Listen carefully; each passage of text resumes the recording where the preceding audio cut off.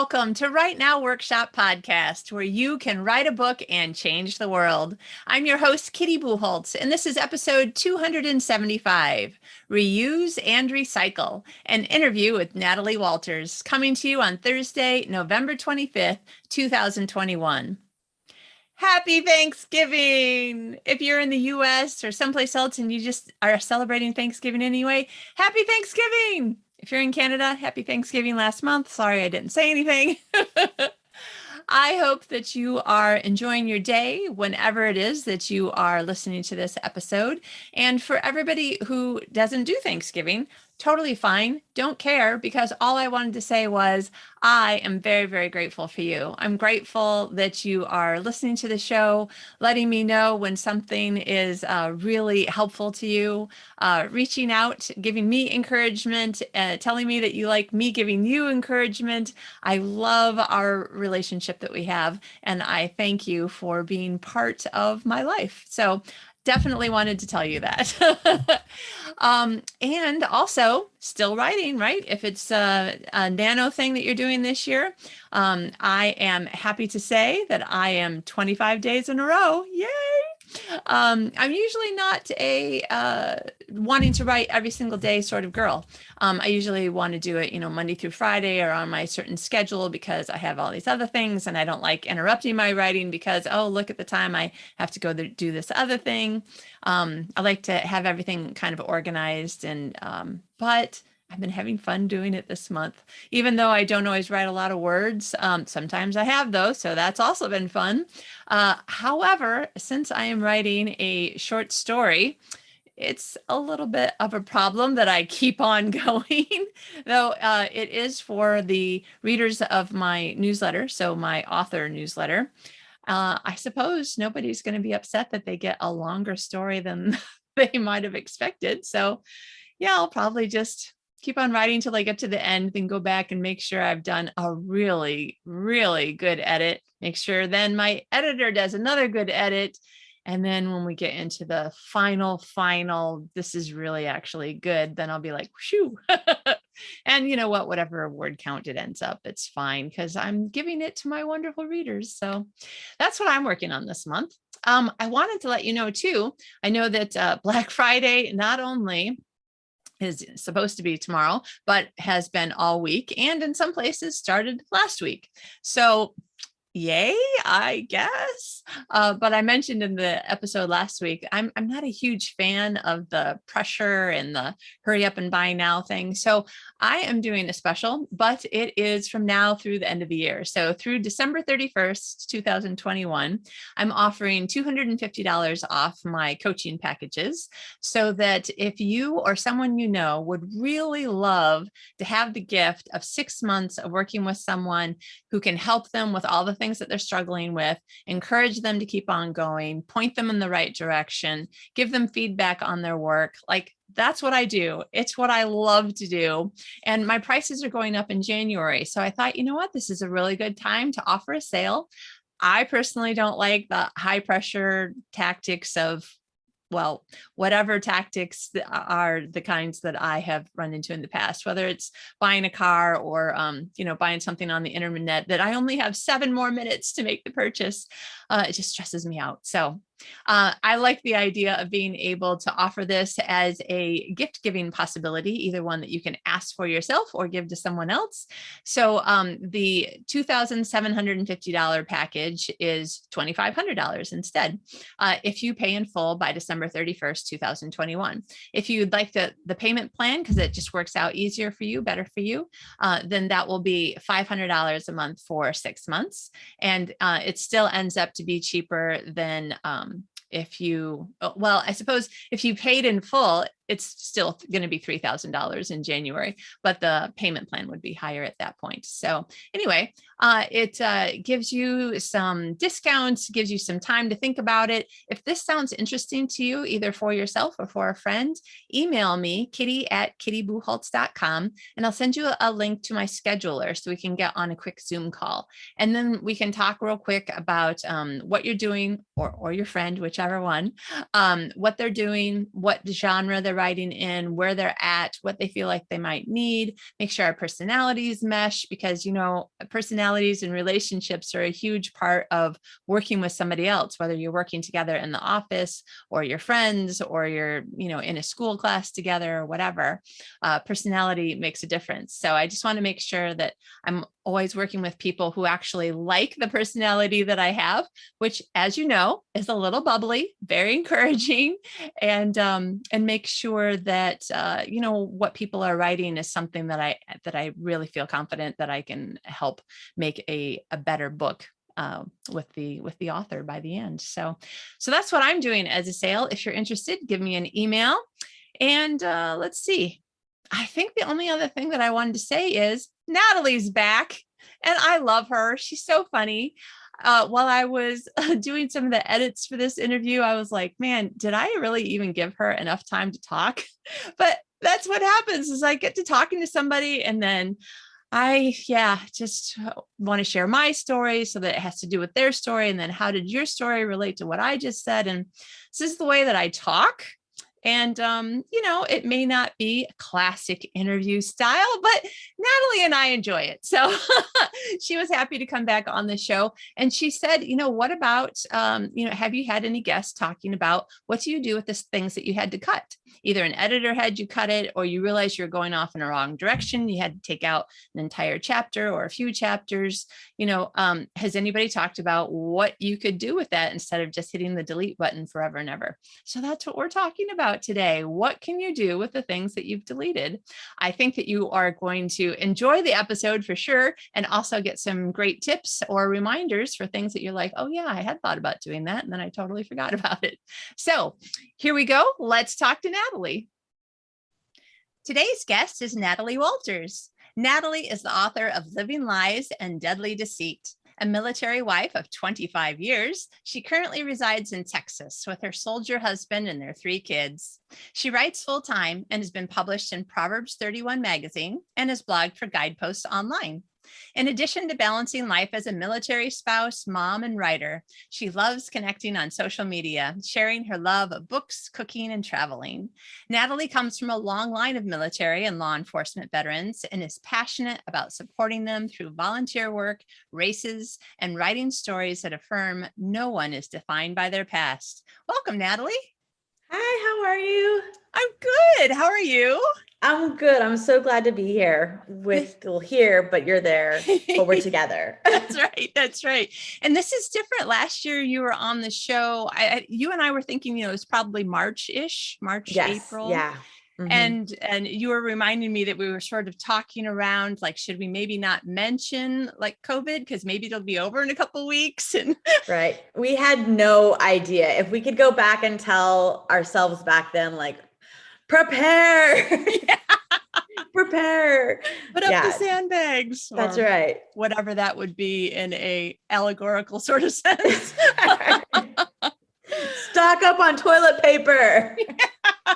Please don't overstock on toilet paper. That's right. Yeah. Take what you need, people. That's right. That's right. But in the meantime, you have moved half a world away from Hawaii to Texas, which is actually working out very well for both of us, because you had to get up super early and I had to stay up super late in order to do the last interview. Yes. But here we are. We're both awake. It's daytime. Yes, awake. The sun is out. It's nice. I've had a cup of tea, run some errands. It's very good. I have to say, I'm enjoying this. I kind of want you to stay in this time zone for a while. Yeah, that is the plan. That is the plan. We are hoping that this will be our last move with the military and we can retire officially. So the plan is to stay in the Central Time Zone. Nice. Oh, that's right. So you're in Central. I'm in Central European. Oh, well, there you go. Does that make you 12 hours ahead? 6 hours? No, let's see. It can't be 12 because it would be 7 hours. Okay, yeah. 7 hours. Yeah. Okay. So not too bad. No. Yeah. No, that's good. Yeah. Because when we were living in Egypt, we were 6 hours ahead of the East Coast. So that makes Right. sense. You're 7 hours ahead. Yeah. Yeah. So that's the same. I didn't realize I was in the same time Yeah. zone as Egypt. Yeah. Well, now you do. There Now you I learned go. something new. And Every day. that kind of segues us into what we wanted to talk about. So I was saying, Natalie, reading your new book, Lights Out, loving it. But what are we going to talk about in addition to, I have a new book out? Because as writers, we know that the proper way to sell your books is not to post all over social media. I have a new book, buy my book.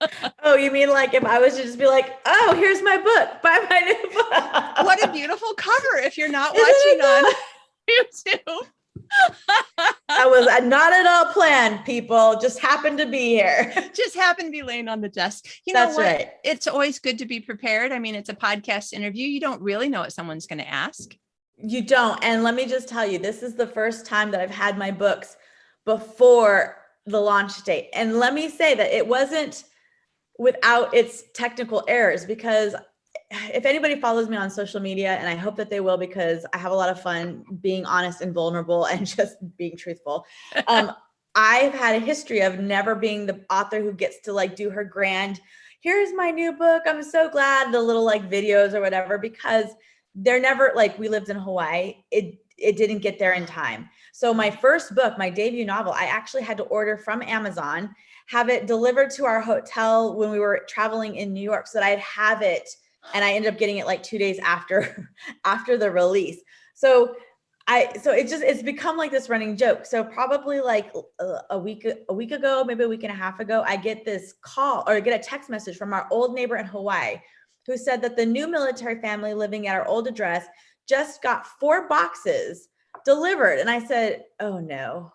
And I said, can you tell me who the boxes are from? And they're like, oh, they're from your publisher. And I was like, they're my books. So my books went to Hawaii and I was like, I don't know what I'm going to do. I don't know how to get them back here. They're never. So I sent my editor or my publisher a note and I said, hey, what do I need to do? Do they just need to send them back to you guys? And then she's like, oh yeah, we'll take care of it. We'll send you out new books. I have 3 boxes sitting over here of my new books, but they came, and so it came the fastest it's ever come. So it was this whole thing, but Ravel came in and I got my books. And so that's a very long story about books and how we just roll with the punches. Exactly. And we want to say thank you, Ravel. That was awesome of you. Yes. Way to come in. I have to say, I have never lived in a country where I had to put so much weight on patience and just choosing to not mind whatever happens next is what happens, and I have no control over it. But mail and packages and books, I got a UPS or USPS, I don't remember, tracking number for a book that I bought in August 7th, August 20th.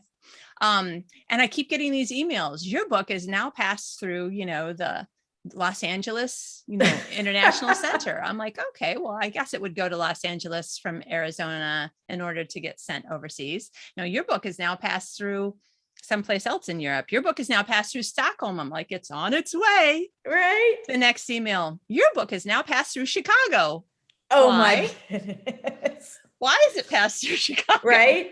Yeah. Why is my book in Shanghai? Yes. Why did my book go to the Ozarks? I'm just like, if you just track them and you're just like, why is my stuff like, why Istanbul? Why? I don't understand. Like, does it get a little Visa passport stamp every place it goes? It should. It should. Because that would be a lot more fun. At least when you receive it, you can be like, well, at least it got to travel. Right. Exactly. Like it. And then you'd have to with gloves because you're not sure where it's been, if it's been, Right. Well, eventually I got another email saying it was in Stockholm again. I'm like, okay, good. So, I had called the it was like a used bookstore that I bought it from. I'd called them and they're like, well, not much that we can do, but if there's anything we can do, we will. In the meantime, we'll refund your money. I'm like, well, let's just see. If I get the book, you don't need to refund my money. Right. I want the book, not the money. Right. And then, a couple of days later, it's in Stockholm. Great. Good. Okay. Well, now I'm going to stop thinking about that. A week Right. later, your book is in Chicago. I'm like, I'm glad they refunded my money. I'm never going to see that book. Right. Not ever. And if you, Ever. by the time you get it, it'll be a book. You'll be like, I don't even know. This is not the book. Yeah. And they had sent me like a automated reply that said something about, if you end up with 2 copies of the book, we kindly ask that you would donate the second copy to a charity or hospital or something like that. And I'm thinking, why would I get 2 copies? And why would you think I was going to like throw it away or something? But now I'm like, you guys have been in this international shipping business longer than me, haven't you? Right. They're like, yeah, we're just going to resend this book to her. And then if it gets 2, you get 2. Whichever one gets there first. It's a race. Yes, exactly. And all of this actually does segue into our topic, which I'm jokingly calling reduce, reuse, recycle. Look at us being all like conservationists of books. Right. And so what we're doing is, like, in the same way that we are trying to protect the earth so that it lasts longer, we also want to protect I'm making this up as I'm going along. We're also trying to protect our writing careers so that they last longer.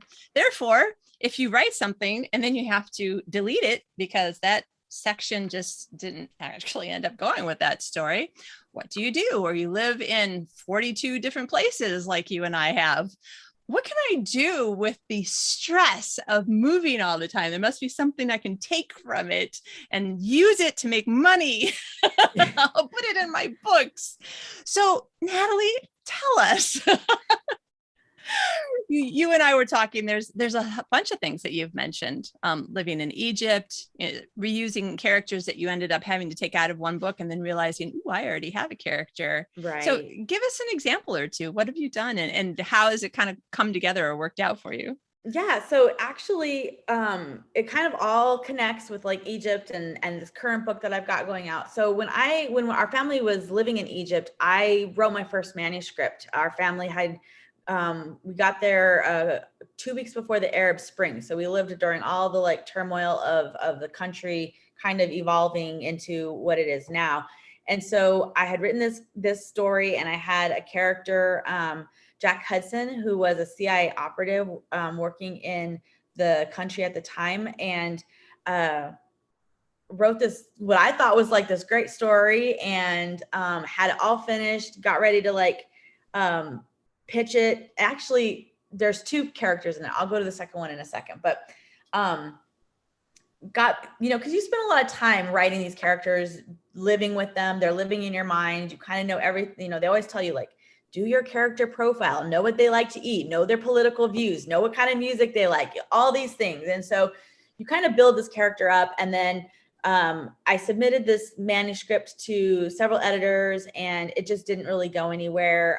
The topic was a little bit too relevant to what was currently going on in the world. And so it got rejected, and I said, okay, well, we'll just stick that in the thing. But, didn't delete it. And obviously, like, the characters never left my mind, and living in Egypt during that time, that experience never really left my mind. So fast forward 10 years, and I'm starting this new agency, the Snap agency. And I need a strong lead character. Okay, Jack, welcome back. So I bring Jack back into the story. He's pretty much the same as he was prior there. I changed his job around a little bit, and was able to dig a little bit deeper into his background and figure out how has he changed, like what has happened, and be able to put him into the new story. And I think that it was really fun to be able to do that, as well as be able to pull, because there's an Egyptian element in this story, I was able to draw on some of that experience that I had there, which I had, the first chapter is actually available to read. There's a link on my Facebook page if people want to read the first chapter to the story. But I had my friend who we lived in Egypt together, and then my sister who came and visited Egypt while we were living there. And both of them had emailed me separately when they got to read the first chapter, and were just like, oh my goodness, this was so great. Like, it was like I was back in Egypt again. And to me, that was such a high compliment, because they lived there, so they experienced it. And for me to be able to make it like how, for them to be able to relive that was really great. So I was like, okay, good. So that I would hope would mean that like my readers who haven't been there are going to get a really authentic taste of what it was like to live there. So, I was excited about that. But I loved being able to, I think as writers, we need to, whatever we write, whatever comes into our mind, even if it doesn't work with the scene or necessarily the story or the character, if there's something that just really sticks, like, oh, I really like that line, or I really like this scene, but it doesn't work here, I don't just delete it and trash it. I will delete it as I'm writing, and then I will like copy paste it and put it onto a separate document, and I will title it like, for instance, for this one might be like Fatal Code Deleted Scenes, and I'll go in there and I'll save it, because it might not be a scene that I use there. It could be a scene that I use in another story. I might change even the characters. Like I really like the impact of this scene, but I'm going to use it in a different story with different characters if I can. Or if there's a scene that I can put into a later story, or it can be a deleted scene that you offer to your readers as a bonus perk for newsletter subscribers or whatever. So there's nothing that can go to waste. And I think that's the fun part about writing, is like, no matter what we write, none of it's ever just junk.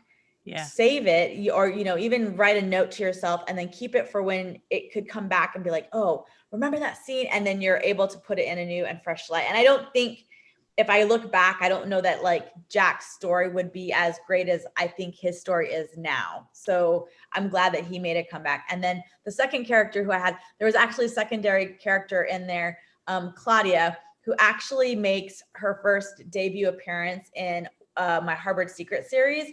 But then also she's getting a novella, which I'm working on right now. So she's coming back too. So I always think like, characters are worth their value, if you put the time and energy into them. And if they're popping into your mind, they need a story. Yeah, I love that. And it's funny, the reason why I started Deleted Scenes Unexpected Superhero and Deleted Scenes Little Miss Lovesick, it's funny because had the same, it's not like it's a classic Word document title, but it's just funny because I'm like, oh, that's exactly what I called mine. But mine was because I couldn't stand the idea of just hitting the delete key. I'm like, maybe and then over time, when I learned more about writing, publishing, marketing, all the different things that readers are interested in, all the different ways that you can use things, or like you said, when you write either a full book or a proposal for a book, and now you've mapped out this whole story, but the publisher doesn't want it, and you're like, what am I going to do with it now? Right. So it's great to have all this stuff. And I noticed one of the other things is that I follow the Hallmark publisher on Twitter, because I've loved Hallmark since I was 9, and don't tell them, but honestly, I wouldn't really care how much the money was. I just want to have one Hallmark book with my name on it, just because, yes. Yes. But so I think if I sent them 2 things, but it's a full and complete story. It's 3 chapters and a proposal, and I have backstory with all the characters and everything, because you needed that in order to write 3 chapters. And I'm like, what am I going to do with this now? But then I see, a tweet that says Hallmark is currently looking for stories set in this, or stories that have this in them. And so I go back through all of my old documents, all the things that I haven't published or didn't sell. And I'm like, oh, maybe I'll try that bounty hunter story, and I'll just change it from being a bounty hunter to being a bakery owner. Yeah, that's right. I was thinking FBI, but sure, bounty hunter to baker. The baker that saves, right? That's right. So many great ideas. Now, have you sent out any kind of deleted work, or used that as a like, what am I going to talk about in my newsletter this week? Oh, I think I'm going to talk to my readers about this.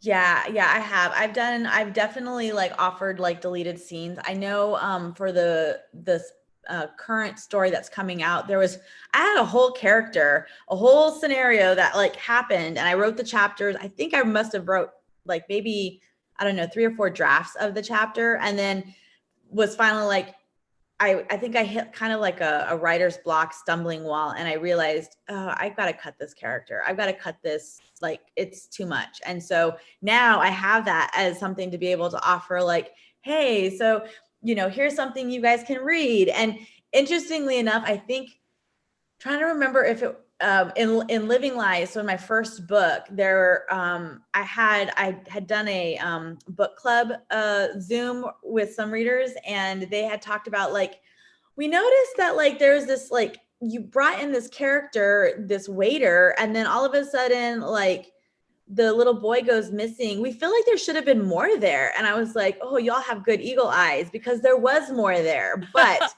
the editor, in the process of editing, was like, we need to cut this. It doesn't, it kind of promises that there's going to be more, but then you solve it too quickly. So we need to cut this part out of the story. And so, but most people wouldn't catch those little things, but there's scenes as a writer we're writing. And I was telling you before we started chatting earlier that my editor came back and was like, this new book that, the second book in the series, the second chapter, cut it, doesn't need. So I have a whole second chapter that I'll be able to offer to, my readers, to say, like, hey, this is what happens when you're just writing la-da-da, and your editor's like, okay, no more la-da-das. We got to get to the point. Yeah.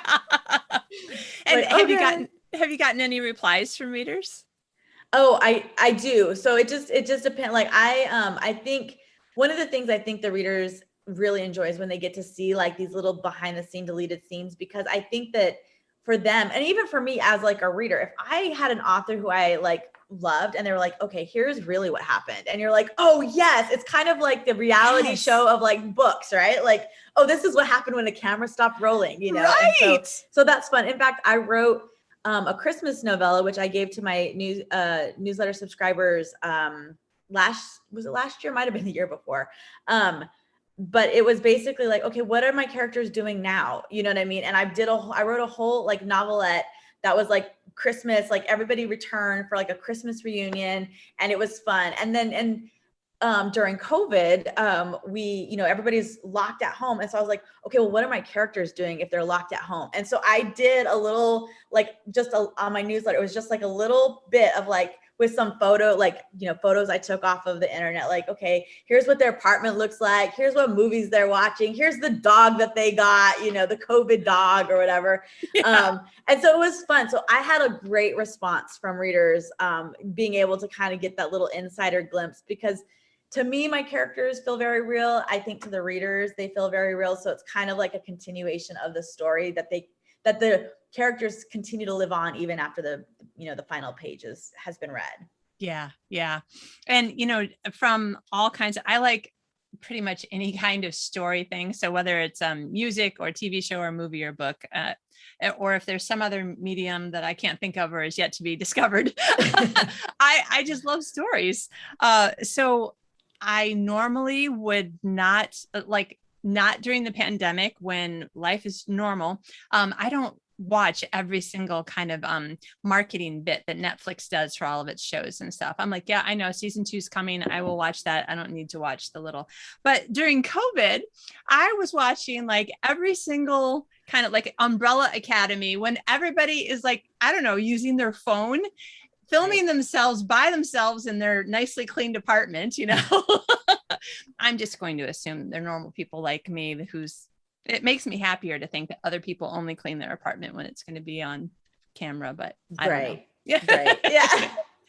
But so then they have all these little segments, and then they're putting them not in a Zoom room way, but like in an interesting way, so that there's 2 or 3 people on the screen at a time and all their different places. And I'm like, oh, this makes me happy, just seeing that other people are also stuck, but they're still trying to entertain me. Right. Still trying to do the stories, to tell a story. Yeah.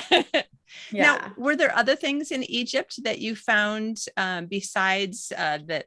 Was it a full book that you had written and you pulled Jack out of it? So I pulled Jack out of the story. There's not really, I wouldn't say like there was really, like, the plot is not very similar at all. So in Lights Out, I have my female character, Bryn Taylor, she's a CIA analyst, and she brings in foreign intelligence officers from other countries to work together in a cooperative way to fight global terrorism. So in her opinion, in order to fight global terrorism, we all have to work together to combat it. So she invites these guys in. One of them happens to be an Egyptian foreign intelligence agent, and he goes missing. So in the process of writing this story, I was able to draw on some of the stuff that like I witnessed in Egypt. So the difference with this story that I think is it's not really international in its setting, is she has a partner who's in the CIA who's actually in Egypt and goes there. And so she's still in DC, kind of like following the clues with Jack Hudson, but she's communicating with her counterpart in Egypt. But the overall plot has an arc that returns to Egypt and kind of shows like how this big Middle Eastern ally of the United States, if they're crippled, it can really affect the U.S. in a big way. And so I was able to kind of draw on like a lot of the cultural things. And I have, we have dear friends who live in Egypt, so I was constantly like chatting with him, like, okay, tell me about this, making sure the names were accurate, because that was a huge thing for me. And excuse me, when we lived in Egypt, we had a driver and his name was Hassam. And I probably got this wrong. I'm not going to say, you might have to cut that part. I don't know, I'm not sure. His name, if you changed one letter in his name, it was horse or his name. And when I like talked to him, had mistaken that letter and called him horse. And he's like, what did you just call me? And I was like, I thought I called you your name. He's like, no. And so he corrected me. And I was like, I'm so sorry. But that forever affected me, because I was like, I do not want to get names wrong. Middle Eastern names, they come down from the family. And so, and they're very different culturally within the region. So like a Saudi Arabian name versus an Egyptian name versus, a Iranian name, all of it very different. So I worked with my friend who is Egyptian, and I was like, okay, help me out to make sure. And then like, when I was having to name like the president of the country, he was like, we were looking at names or something. He's like, you can't name the president something weak. Like it can't be a name that's weak, because if it like, let's say their name means bird. He's like, people look at names. They would not vote for somebody who's got bird in their name or whatever. That's just an example. That's not like, I'm not saying that's but so it really, I worked back and forth with him to make sure that we had accurate names for like location, for the person's personality, that they were correct, locationally and culturally. And so, so he gets a big shout out in my book, because I would have been lost without him. But it was very helpful to be able to, have that and draw on that, because I loved living in Egypt, even during the turmoil, even during the unrest that we went through, which unrest was, by the way, the name of the manuscript that will never be seen. But but it was really good to be able to kind of bring that back. And I do love the my Egyptian character that goes missing in the United States, even his whole background and stuff. He was a fun character for me to write, because I think I based him off of a lot of different people that I knew in Egypt, and so it was fun to kind of put him into one. Nice. And then I'm totally in love with, I don't know if I'm saying his name right, Kakoa. Kakoa, yes. So explain to people why that was also like a great character, because you also lived in Hawaii. Yeah. So Kakoa Young is my Hawaiian character. My husband is Hawaiian. So it worked out really well that I could actually create a character, not based off of my husband, but just based off of the culture. So Kakoa actually shows up in Silent Shadows, which is book 3 in the Harvard Secret series. He has a cameo type appearance in that story. And so it was fun to be able to give him, his own story. So it's one of the fun things. And I think that's the whole reuse, recycle, situation that we have as writers, is we can plant these little Easter eggs in our stories with the dream that one day they're going to become their own thing. So in book 2, Deadly Deceit, I'm just name dropping all of these books right now, this right? is great. I've got your website up over here. I'm like, oh yeah, that one. Yep, that yes. one. So in Deadly Deceit, the deputy Ryan Frost gets a recruitment letter from the SNAP agency headquarters. It's so anybody who wants to look that, like, you can look, he gets a recruitment letter from SNAP agency. So back when I was even dreaming up that story and writing it, I already had dreams for this series. And so he gets one, and then Kakoa actually gets like recruited by them. So anyways, we lived in Hawaii. And so I was like, I'm going to create this Hawaiian character. He's super fun. He's awesome. He to me epitomizes like all of the best features of like my family, like my husband's family, who my husband is, even as, you know, his culture, whatever. So my husband's always telling me, are you going to name a character like after me? And I'm like, no, but there's a lot of attributes in Kakoa that come from my husband. And so that, you know, and my son. And so it was really fun to create him. But I think drawing on, you know, on all of that information, again, nothing that we ever experience as a writer, as a creative, is wasteful. And I think that's probably been what's been so hard about being isolated and being taken out of like experiencing, because we're trapped in our house. Well, how are we going to write characters if we're not seeing people, observing situations, getting all of the sensory details of being out and experiencing new stuff? It's hard, you know, to find that creativeness to be able to write that into a story if we're not out there living it. And so for me, that's been like a really big setback. And I'm like, why can't I write this story? Oh, because I haven't been outside. Yeah. I haven't talked to humans face to face, like actually see their face. What does a frown look like anymore? I don't know. So it's been fun to like kind of draw off, you know. So I think Kakoa, you know, was fun to write just because I was able to use, you know, family and our own personal culture. And so he's actually gets his own book. I just released the cover today for book 2, which is titled Fatal Code.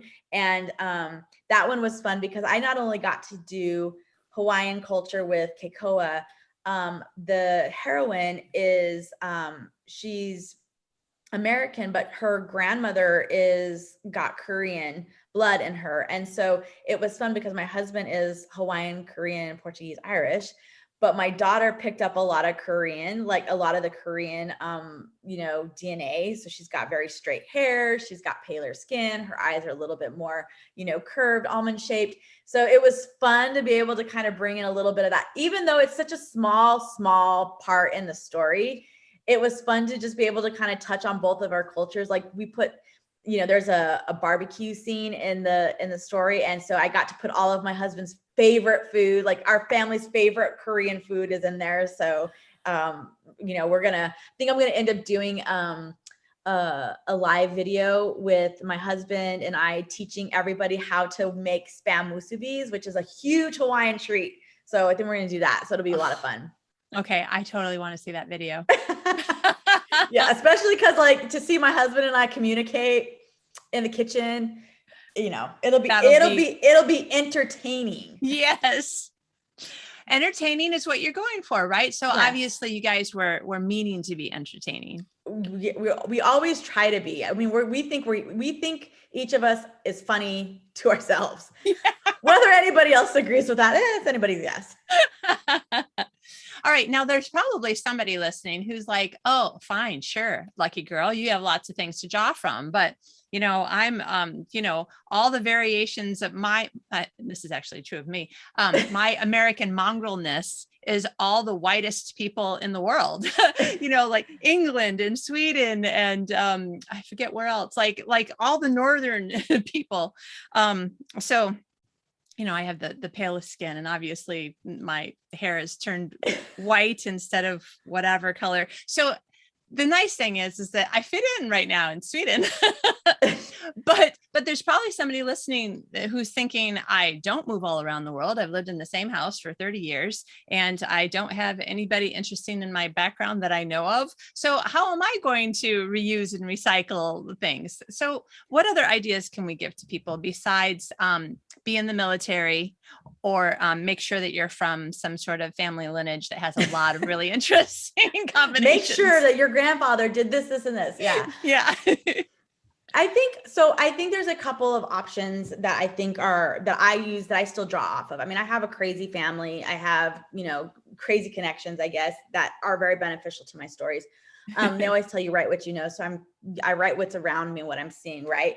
But I think that there is so much to be said about going out and like experiencing life and culture. Like even just people watching, you could sit in a park and draw up scenarios for the guy that's walking by or the mom that's with the child. Or, I mean, you can just draw up scenarios, going to museums, learning about history, seeing like, okay, I mean, even though like, if you're like the Nordic area, there's a lot of culture. I mean, you've Vikings, you can do a whole story on Vikings that would be different than what anybody else could do because that's where it's coming from. So I think the fun part about being a fiction writer is that it's fiction. So we can take one thing that's factual, like, okay, if we're going to do about Vikings, and we can make it this grand thing. So, okay, I live in Sweden, or I'm from Sweden, or I'm from wherever, and I'm going to make a story. Okay, my ancestry is Viking. Okay, maybe your grandfather wasn't a Viking or your great great grandfather wasn't a Viking, but you could draw a character whose grandfather was.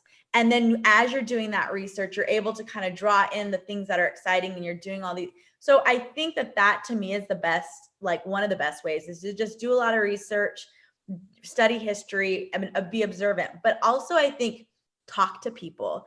So many people, like we're naturally storytellers and we're naturally story listeners. We enjoy listening to stories. When we have something like, we might've had a crazy 5-minute drive on the road, but it's going to be a 30-minute story because I got to tell you all of the things. I got to tell you how I was feeling. I got to tell you what song was on. I got to tell you what I was seeing. So it turns into like this thing because that's how we're naturally created to be. So I think like when we listen, if we just stop and take a minute and we like ask somebody like, hey, tell me your story, then you can be like, this is great, which is actually like what happened with Lights Out was we had a friend and he's in an agency and he's just telling how he's just giving us his, like, this is what happened at work today. It was so stressful. We had some guys that came in from another country and they went missing. And I was like, say that again. And he's like, yeah, they went missing. Now we found them, like 24, 48 hours later, and it was completely like harmless, whatever, but we sent them back to their country. And I was like, okay, that's going to be in a story. And that's literally the catalyst that started it. But it wasn't something I went through. It was literally just listening to somebody tell about their bad day at work. So all of those things, you can take, if you just let your imagination run wild, even watching something on the news, reading something in a story. You could read a story about a ballerina and be like, oh, well, what if this happened? And that's how you start. And then you start doing your research and you start using your imagination, and then it's fiction. And that's the best part, is that we can do all of that and add little bits of authenticity that really drive it home and make it a story that people will remember. Yeah, I totally love that. And again, just going to play devil's advocate here. Somebody's going to be saying, yeah, but I don't know anybody with a cool job. So when you were talking, I was thinking, okay, 2 different times. I know one was at the Renaissance Festival and one I think was just because I was determined to figure out, where I was from. And so we found out, I had no idea, first of all, when people do research into family names and then they put it in a book, then they sell you the book for $30, or they sell you your little, like at Renaissance Festival, your name with some links, like a family tree thing that links to, King George VIII or whatever. And it's $30 and it's proof that you are related to, yeah. Right. So I have no idea if any of the stuff is accurate, but we looked up John's mother's maiden name because she's English. And the information said that at one point, like the most famous thing about people with this last name is that at one point there was a boy with that last name who worked in the stable of the king for the king's horses. And John and I thought that was super cool. We told his mom, forgetting that culturally for us, there really isn't a class system in the US, but culturally for her, there is a class system, you know, still in her mind. And I have no idea if it actually is still in the UK, but she was like, we do not come from stable boys. And we're like, king, you're stable boy for a king. Missing the point. Yeah. And then for mine, there was something about a carpenter, and he stowed away on a ship, like kind of Viking-ish days. And he stowed away, and then he made a hole in the area where he was stowed away. And so the water was coming in. And then, the ship started like gaining water, and he like made himself known. He's like, I'm a carpenter. I can help. I can save the day. And so he stopped up the hole again that he had made, and he saved the day. And then was known as like this, great guy who was sort of heroic. And I'm like, that's hysterical. So there's so many stories, whether they're true or not, doesn't matter, right? Right. Well, and like for me, so like, I'm already thinking, I'm like, okay, if I would have read that, I would have been like, okay, how would I make a story about like something like that right now? And I'd be like, okay, well, what happens if there was, excuse me, a scenario where there was a fire in a building, but it was set by the person, and he purposely set it so he could save everybody in there and be the hometown hero. Now he's this hometown hero.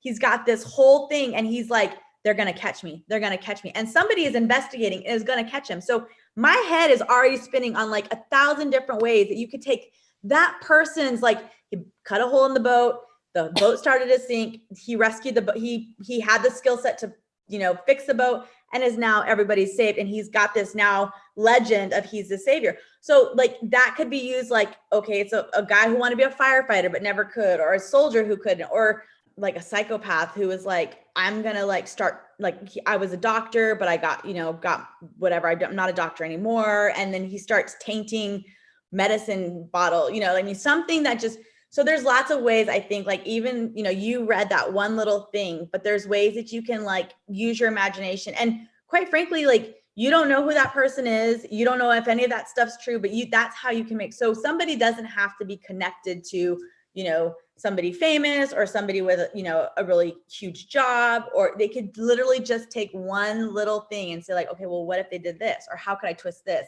And then, I think that there's, like I said, people like to talk stories. So that's, if you went up to a police officer, and I have done this before, I've been like, so can somebody in the state of Georgia take a gun into a courthouse? And of course the cop is going to look at you like, do I need to run your, record or whatever? And I'm like, I promise I am a writer. I'm just trying to get some information. But for the most part, people will be really helpful and, be like, oh yeah, let me tell you some stories that you can put into your story. And so once you get somebody on that road talking, you will have all of the information you ever needed and more. Yeah, exactly. And I will say, having once asked a police officer a question like that, definitely a better idea is to say, I'm a writer and I was wondering. Yes. As opposed to, can you just tell me like, what would happen if? Yes. Very good advice. I did get the look, and I'm pretty sure that he memorized my license plate before I drove away. Took a picture. You didn't know it. Yeah. Well, this has been fun. I mean, I have to say, I never really put it into words or thoughts, the idea of, and I'm sorry, I just think this is really funny, reduce the waste of, like, don't throw things away, reuse things that you had to take out of one book and see whether or not they fit someplace else in a different story.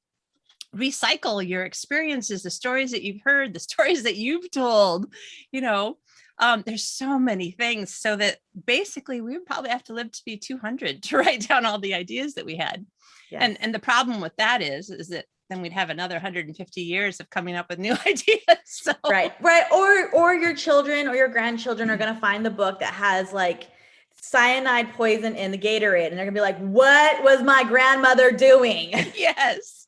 And what a great legacy to leave behind. Unanswered questions that they will be able to write stories about for the future generations. That's right. You're actually helping. That's right. Natalie, it is always way fun talking to you. Thank you for sharing all of your ideas. And by the way, so Lights Out, I got a chance to read it early, and I'm not 100% sure what date this episode is going to air, but what's the release date for Lights Out? The release date is November 2nd. So it comes out, which, I mean, I don't know when this will come out, but that's basically a week from today. So November 2nd. Awesome. Okay. Well, then I can guarantee people, if you're listening, the book is out. Definitely check it out. It is book 1. So you don't have to be worried about coming into, book 3 of a series and you don't like doing that. But of course, that always means that you can read book 1, 2, and 3. But and so Kakoa's story is next. Yes. Kakoa's story is next. That Fatal Code releases in the summer of 2022. Nice. And because you write romantic suspense, does that mean that he's going to get a girlfriend? Yeah, he's gonna get a girlfriend. He's kind of awkward. Be the girlfriend. Yeah, he's kind of awkward, but he's cute. He's a lot of fun. He's so adorable though. He cooks. He like just seems to just love on everybody in a very non government agency sort of way. And yes. He's like a big teddy bear, a big Hawaiian teddy bear. That's what he sounds like. Yeah, I totally want to meet him. Well, listen, where can people find you and all of your books and anything else that you're doing online or in person, maybe even? Well, I'm on social media pretty much all the time. I love, posting stories, giving people insider information on what's going on in my life, which is crazy most of the time. But you can find me on Instagram and Facebook, Natalie Walters, writer. You can also find me on the website and links to those social media pages at www.nataliewalterswriter.com. Awesome. Fantastic. Well, once again, totally fun. I know that you have a deadline because you're working on another book that needs to be hurried and finished so that we can all read it, which is awesome. So I just want to thank you again. Thank you so much for spending your time with us today and for giving us some new ideas for what we can do with our, not only coming up with news stories, but how to layer really interesting things into the stories that we're working on right now. Yeah, perfect. It was so much fun, Kitty. Thank you so much for having me.